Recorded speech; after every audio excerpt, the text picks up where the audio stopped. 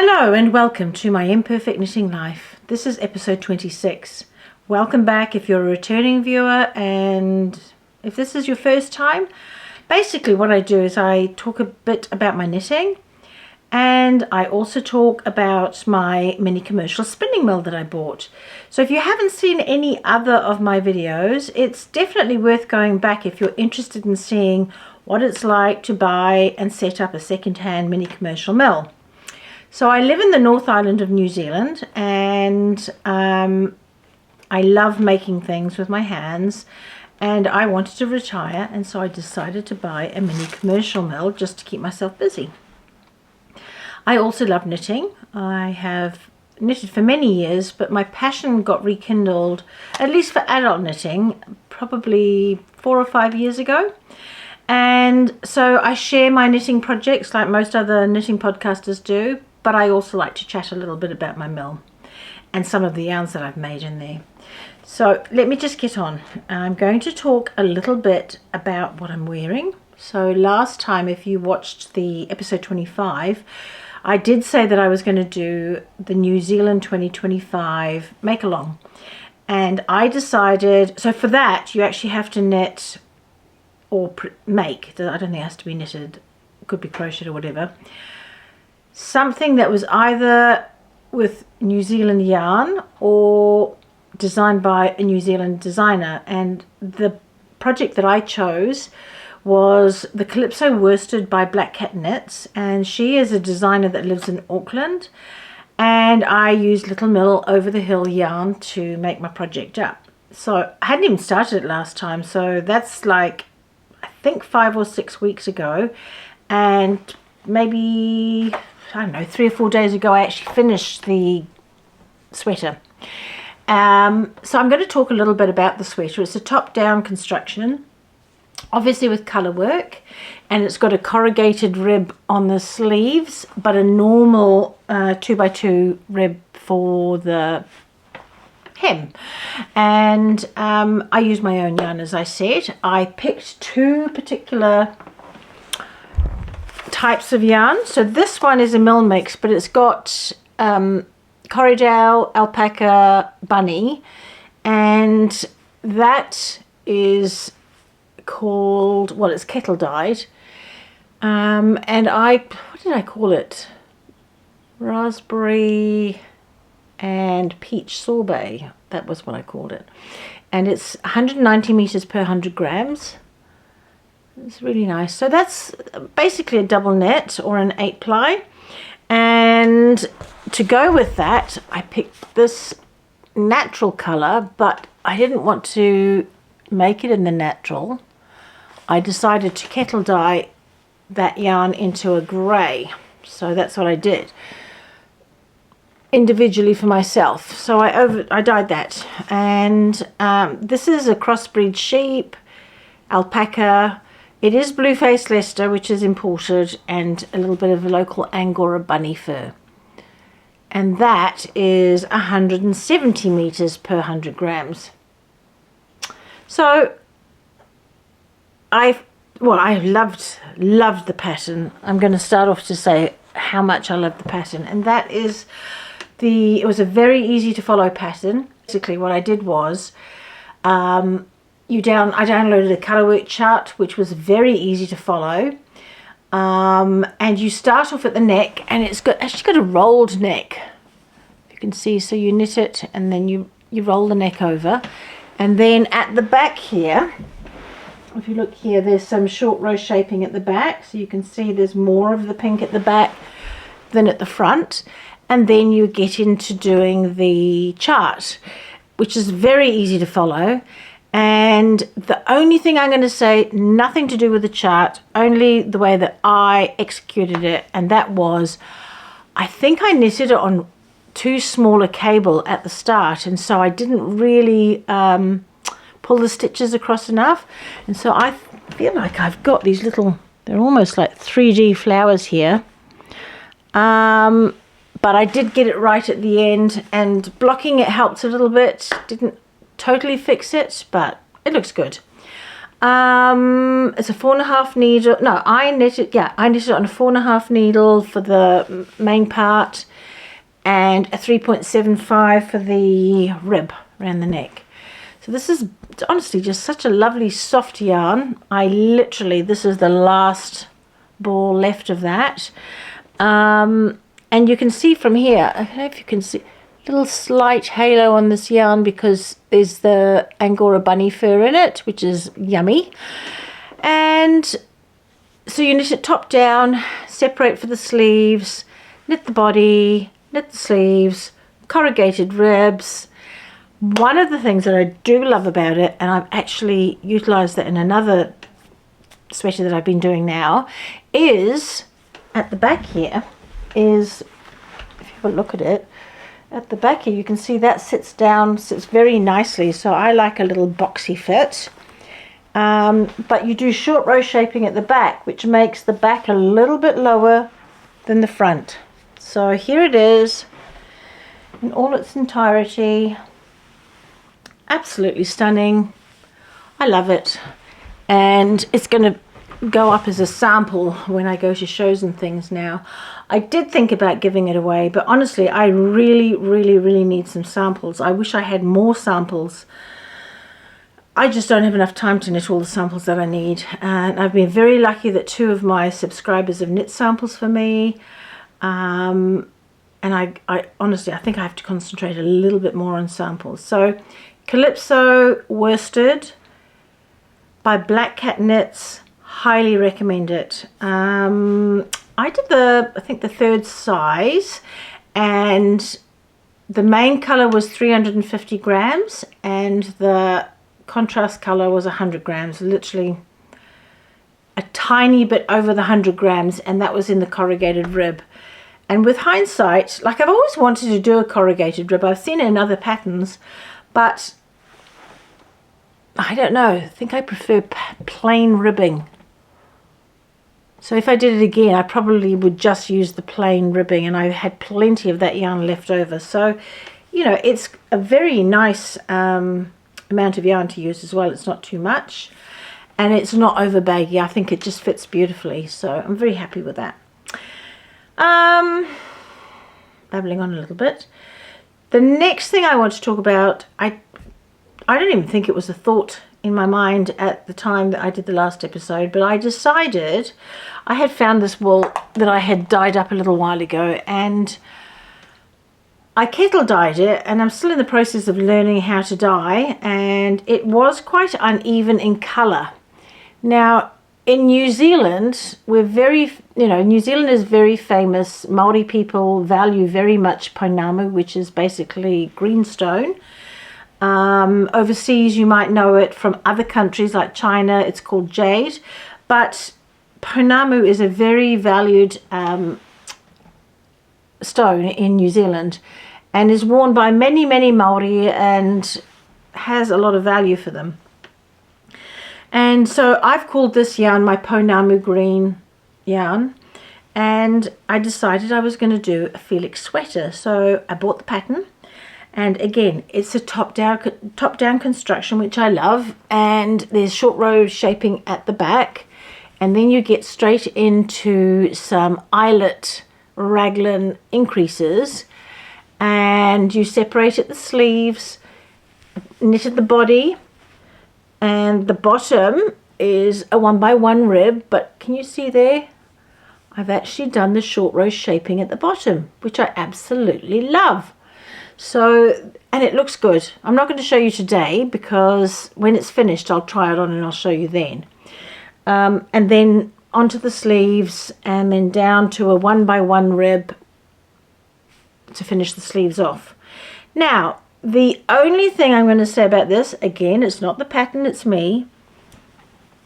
I did an Italian bind off, and honestly it feels like string at the bottom. It's got no give in it, and I think it's because I pulled it too tight as I was doing that special finish.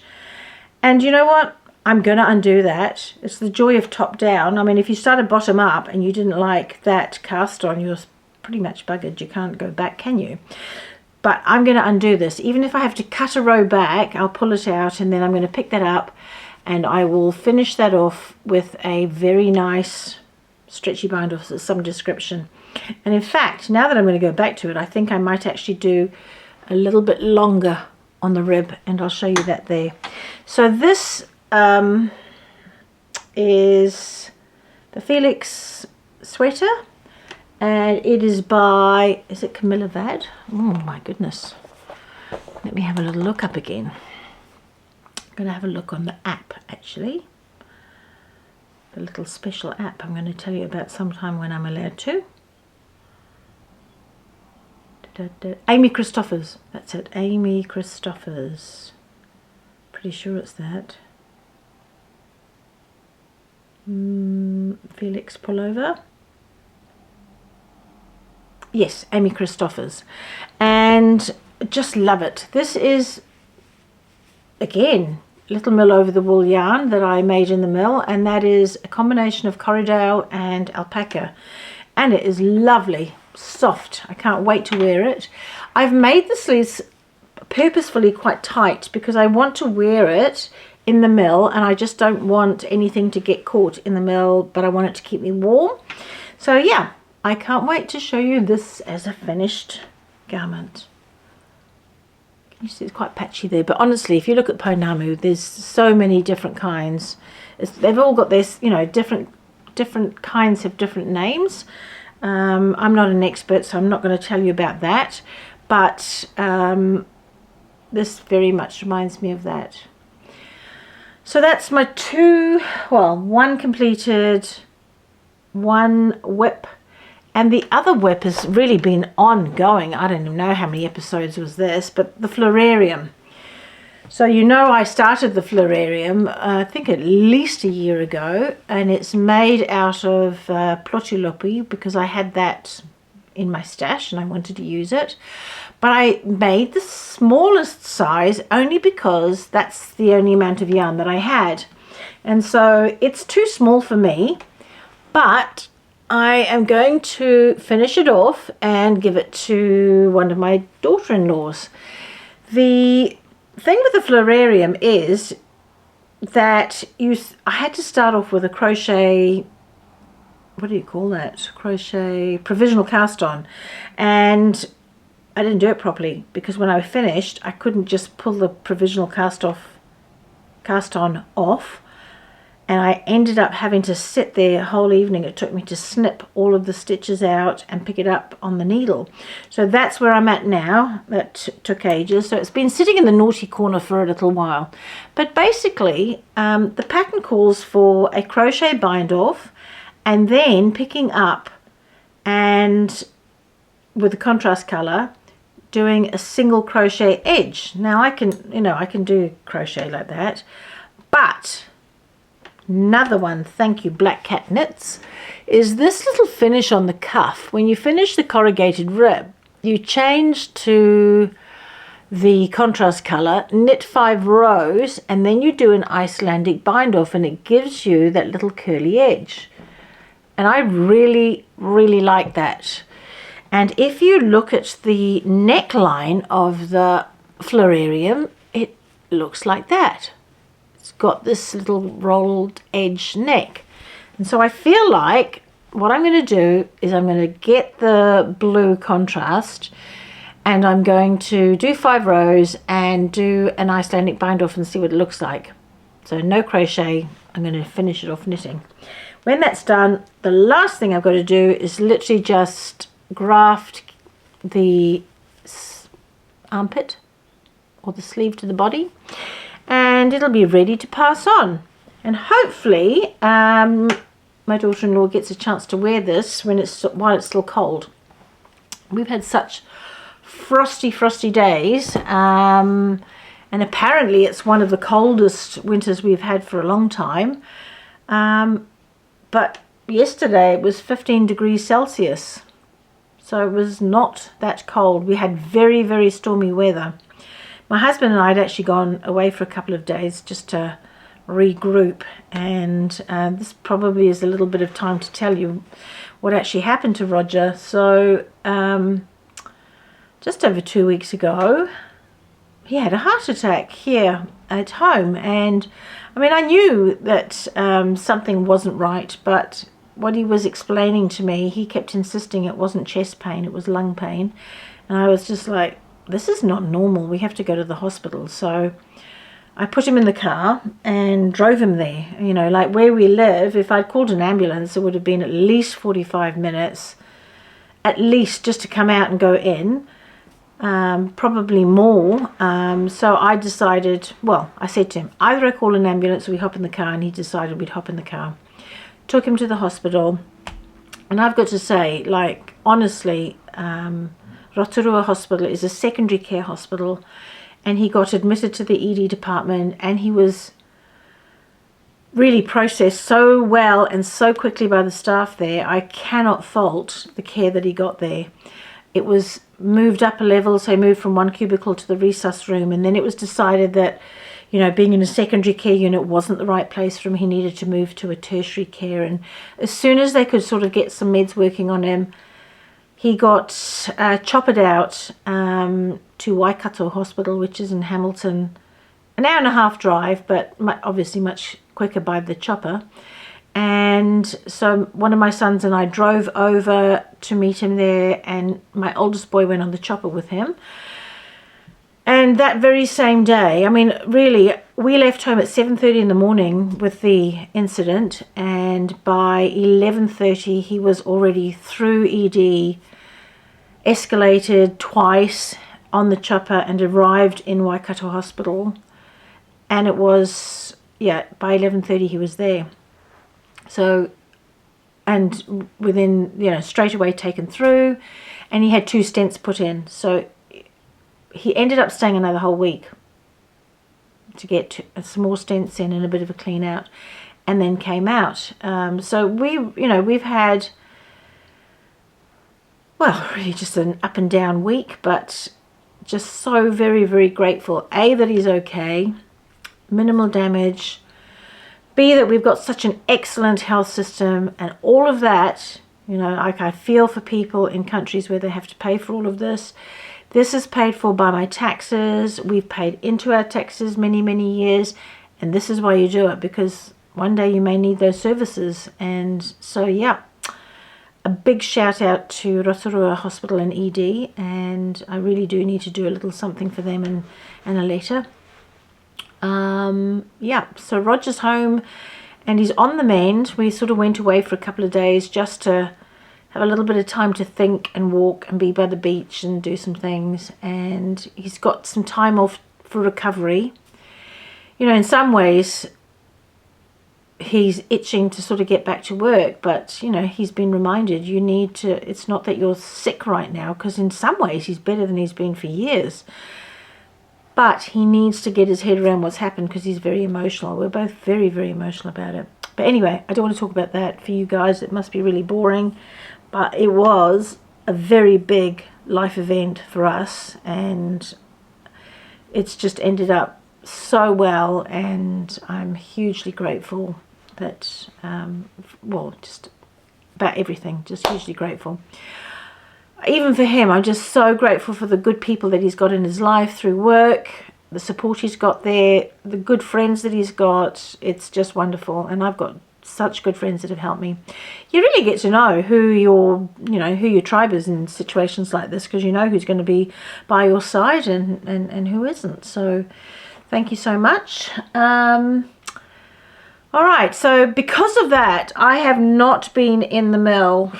Well, I hadn't even been in the mill a few days before all of that happened. So it's literally 3 weeks.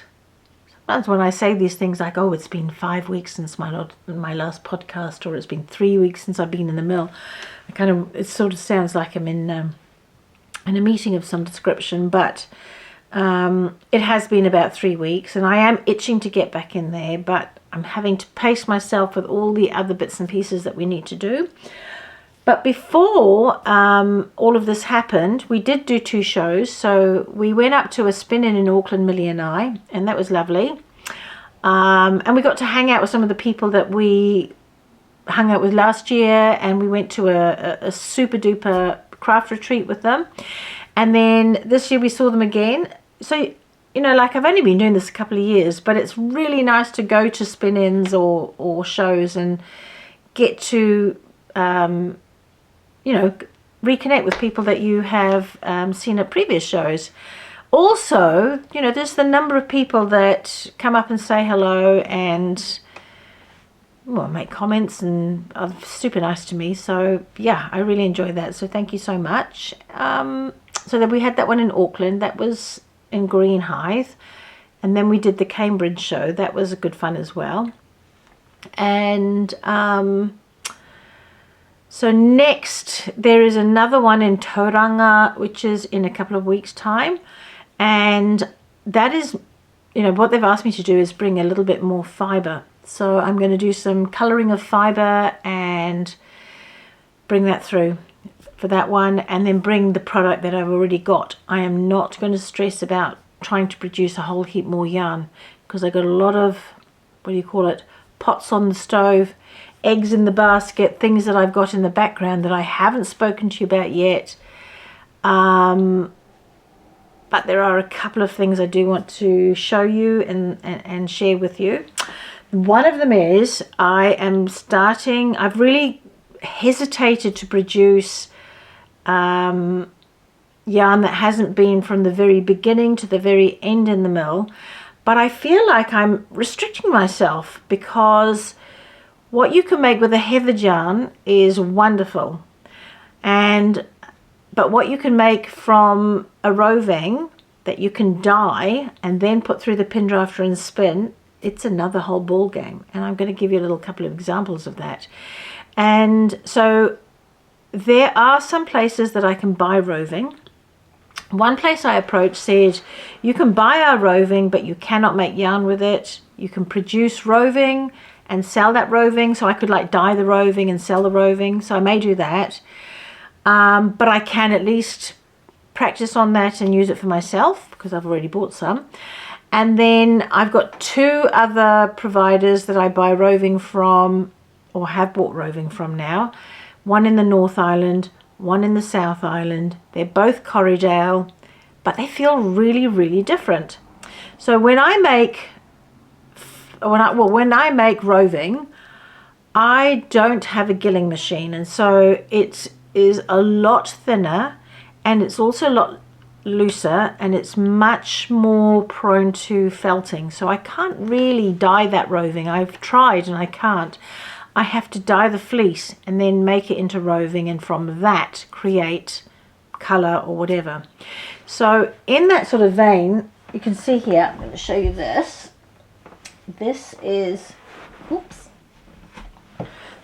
roving that I bought from the South Island, and I dyed that up, and actually that was North Island.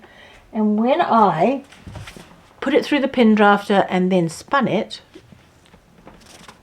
this is what I ended up with.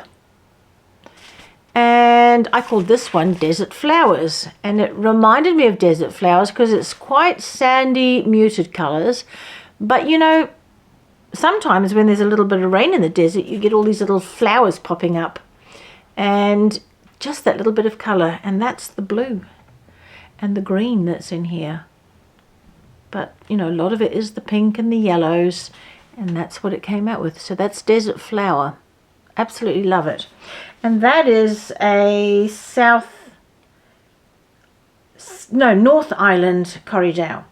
So I've also, and I'll go into that in a minute, got different, two product types. I'm going to explain that to you soon. I did this one as well. So that was all of those colors. Well, that was brown, red, and then a yellow, and that's what came out. And I called that Forest Floor in the Autumn. So beautiful. So they're quite muted and quite mixed, but I love it. Stunning. And then the third one, this is the South Island yarn, and this here is now this is the outfit that are quite happy for me to make yarn out of their roving, and those are the colors. And here is some of the finished product. Now, I don't know if you can see this. To me, I've called this shed spun. So anything that I make from a roving that I purchased, I'm going to call that shed spun. And anything that I make from scratch, so from fleece, I'm going to call that mill made. So shed spun is definitely something that's made in the roving, and because I'm doing this particular technique, I'm calling that shed spun, homespun style, just so that you get an idea.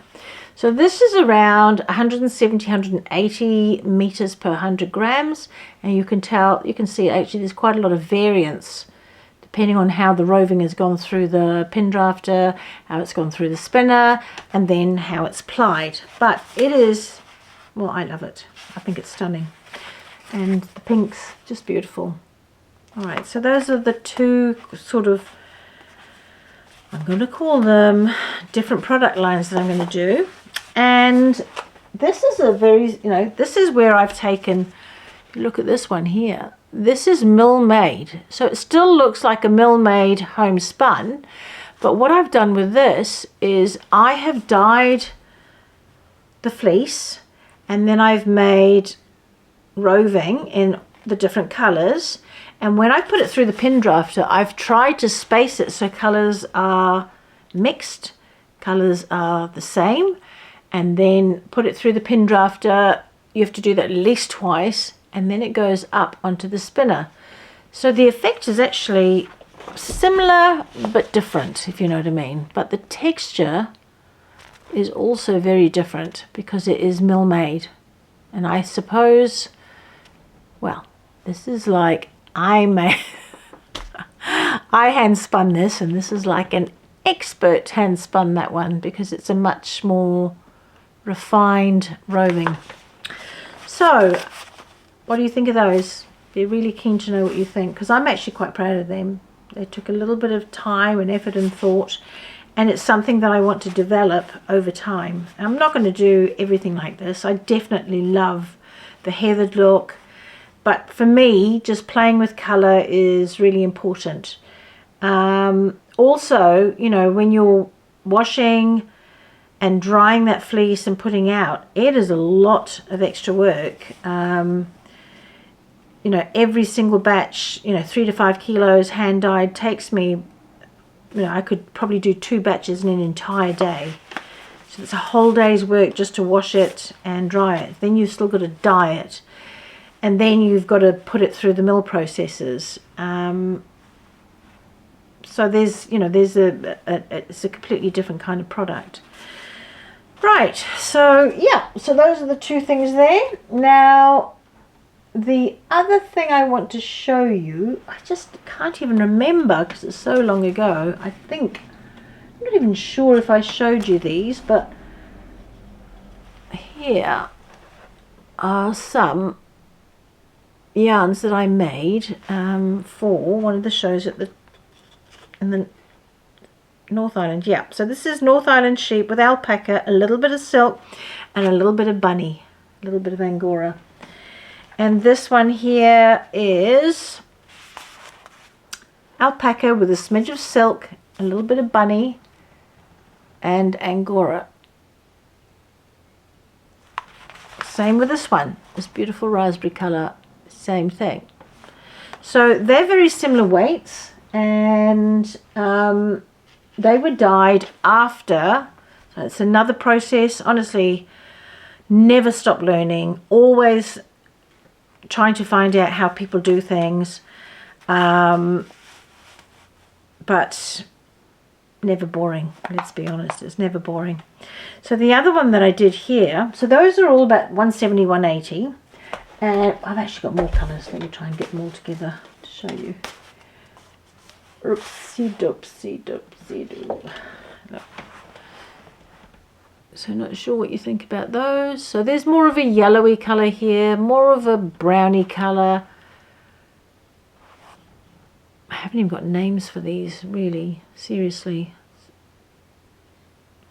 I need a helper, and in fact I'm very lucky I'm going to get a helper. So well, at least for a little while. My son in California is going to come back for a little bit and give me a bit of a hand in the mill and help me get my processes sorted and just spend a bit of time with me. So I'm really looking forward to that. I think that'll happen in a few months' time. And I just feel like he feels he needs to reconnect with family, and so he's going to come back and do that for a short period while he decides what he wants to do. What's this one here? Absolutely love this one. So this is also, it's sheep, alpaca, a little bit of silk, and I don't know if you can see little bits of pink. Can you see those other colours in there? I can see with my naked eye little bits of other colours in there. And then the white that you're seeing go through there, that is a little bit of alpaca and the bunny. And this, when I measured it, and I do the measuring, I do it on both the McMorran and I do it on the, what do you call that? There's a yarn, you wind it and it just measures the length. And that said it was 220 meters, which for me actually is 220 meters, 100 grams. Pretty good. That I would definitely consider that a double knit. Now, Judy said to me she'd love to knit a pair of Norwegian slippers in my yarn for me. And she's on a little roll with these slippers. They're amazing. And so I picked out two types of yarn for her, and that was Desert Flowers and this blue. So I will put a picture up on the next podcast, or maybe I can actually insert a little picture of her knitting them at the moment. I'll just check with her that's okay. She said to me, Dinny, this knits like a 4-ply, and she said it's wonderful. She's really enjoying knitting with it. Same with this one. So I'm very, very proud of that. And yeah, that's those. So really, I've talked to you about, just trying to think really. I think I've talked to you about everything that I was going to talk to you about. I'm not going to Europe. That's the other thing, was I know I was going to go spend some time in Europe. I was going to go and visit some family in Corsica. And then my hubby and I were going to go up to Scotland, and I was going to go to Shetland. It wasn't Shetland all week, but I was like, it doesn't matter. I'm going to go to Shetland, and we were going to have a look at what we could do. Well, we've put that on hold now because we don't really, A, feel comfortable traveling a long distance and being away from family just in case something happens. I don't think it's going to happen.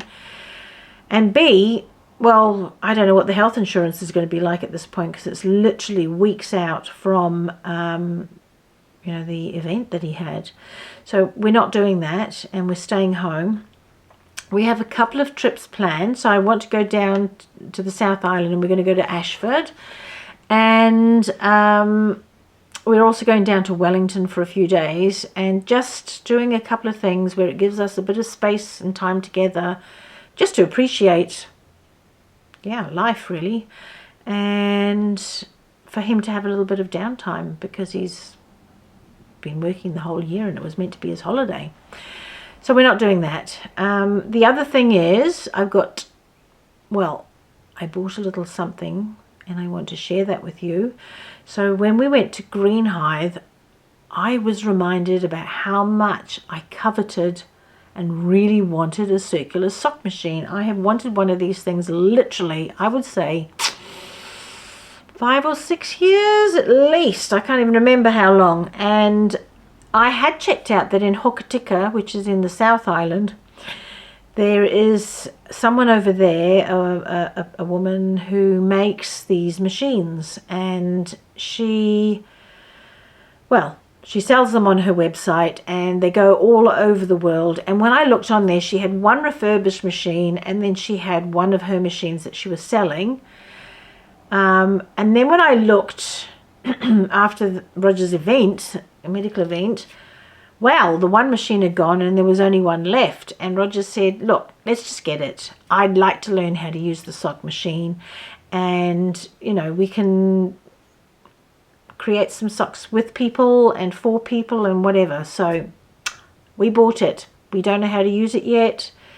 We're waiting for some needles to come from the States, but as we go along in that learning process, I'd love to share that with you. So if you're keen on finding out how that works, just let me know. I could actually do that as a completely separate little video, so we're just not doing too much in one go. And I know I say this over and over again, but I would absolutely love to be able to do a shorter podcast every week rather than a long one once a month or once in a blue moon, you're probably thinking. But I say it and I'm going to work towards it. And when I've done that a few times, then I will absolutely feel like I've nailed it, because this is now the third or fourth time I've tried to do this video today.